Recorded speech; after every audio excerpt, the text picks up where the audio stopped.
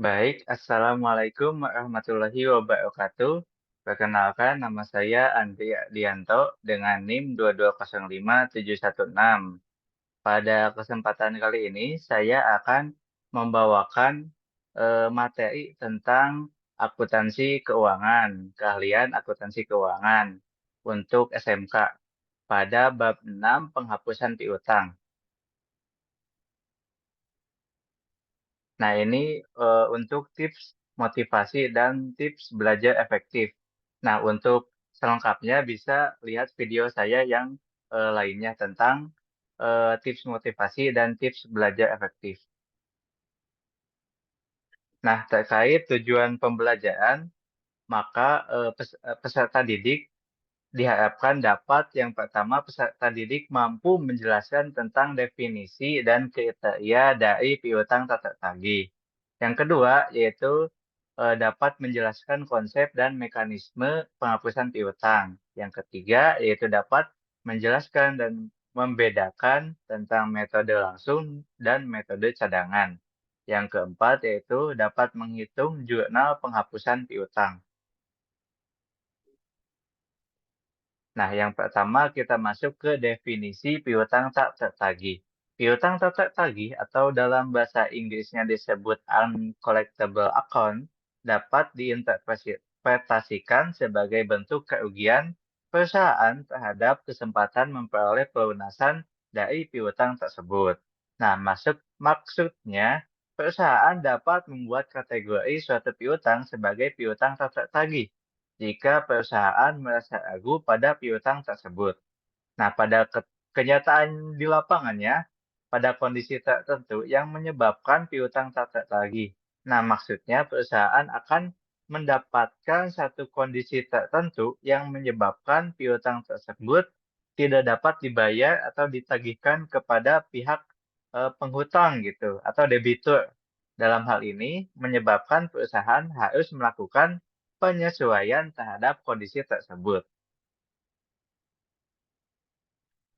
Yang selanjutnya ada kriteria piutang tak tertagih. Yang pertama, itu ada piutang yang sudah dalam masa tertentu yang sudah ditetapkan berdasarkan kebijakan perusahaan. Nah, misalkan piutangnya tuh dalam kurun waktu 1 tahun ataupun 3 tahun. Nah, itu sudah termasuk ke kebijakan perusahaan. Yang kedua, yaitu piutang yang sudah mengalami proses penagihan sesuai kebijakan perusahaan secara langsung maupun tertulis. Nah, ini tuh sama saja gitu dengan poin yang pertama, yaitu pihak kreditur yang menagihkan kepada pihak debitur secara langsung maupun tertulis. Yang ketiga yaitu piutang yang dicatatkan berdasarkan pihak pembeli atau pelanggan yang mengalami tak mampu bayar ataupun bangkrut. Yang keempat yaitu piutang yang tidak dapat ditagihkan kepada debitur akibat suatu kejadian yang menyebabkan kondisi tersebut seperti bencana alam dan lain sebagainya. Jurnal penghapusan piutang. Penghapusan piutang adalah tindakan yang diambil perusahaan untuk menghadapi piutang yang tidak dapat ditagihkan. Penghapusan piutang menjadi salah satu bentuk kerugian yang dialami perusahaan. Pada umumnya ada dua metode yang dilakukan pada penghapusan piutang. Yang pertama yaitu metode langsung atau direct word of method. Nah, ini tuh adalah salah satu cara dalam melakukan penghapusan piutang. Cara ini juga dilakukan dengan menghapus piutang pada pembukuan perusahaan. Secara langsung ketika perusahaan menetapkan piutang tersebut tidak dapat eh, tidak dapat lagi ditagih oleh mereka. Singkatnya, perusahaan akan mencatat jumlah piutang yang tidak dapat diselesaikan hanya jika piutang tersebut benar-benar sudah tidak dapat ditagihkan. Nah, untuk jurnal-jurnalnya bisa kita lihat. Yang pertama, piutang tak tertagih tersebut akan dihapus dan dicatat serta dibebankan pada perkiraan kerugian piutang. Pada jurnalnya yaitu beban penghapusan piutang pada debit dan piutang pada kredit. Nah, ketika terjadi pelunasan terhadap piutang tersebut, maka akan dicatatkan sebagai piutang di debit dan beban penghapusan piutang pada kredit.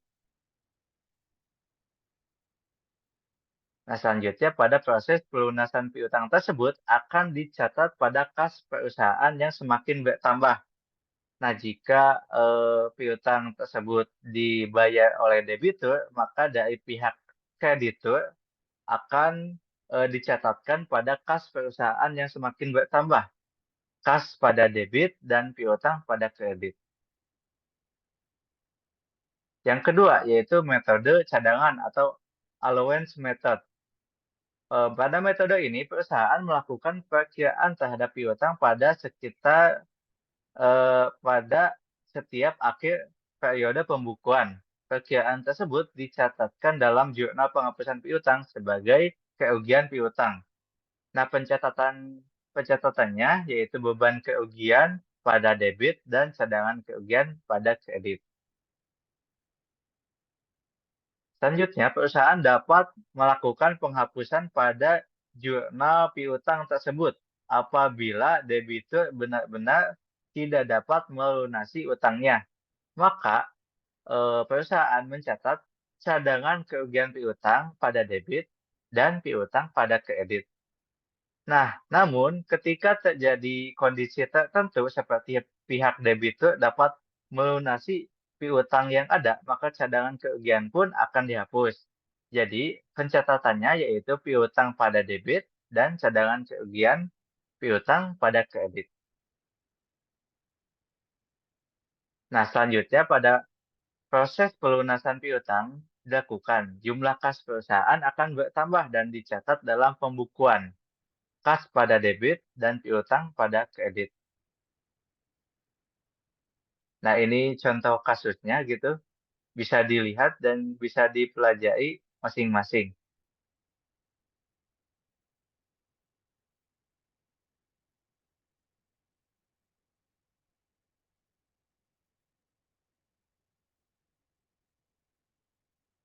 Nah, ini juga ada soal latihan untuk kalian belajar secara mandiri, begitu. Nah, terima kasih telah menyimak materi ini dari awal sampai akhir. Mungkin cukup sekian yang saya sampaikan. Semoga ilmu yang saya sampaikan bermanfaat bagi kita semua. Eh, Salam hormat dan wassalamualaikum warahmatullahi wabarakatuh.